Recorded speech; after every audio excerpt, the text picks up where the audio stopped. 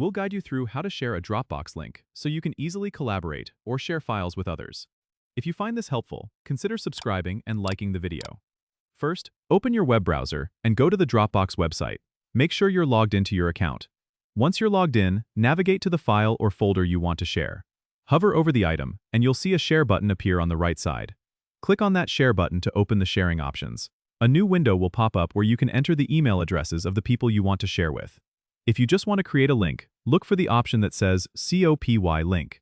Click that, and Dropbox will generate a link automatically. You can then paste this link into an email, a chat, or wherever you need to share it. If you want to set permissions, click on the settings or gear icon next to the link. Here, you can choose if people can view or edit the file. You can also set an expiration date for the link if you want it to be temporary. Once you've configured the settings to your liking, make sure to click Save Changes. It's that simple. Sharing files through Dropbox makes collaboration easy and efficient. Remember, sharing a link is a quick way to give access without dealing with large file transfers. Don't forget to subscribe and comment if this helped you out.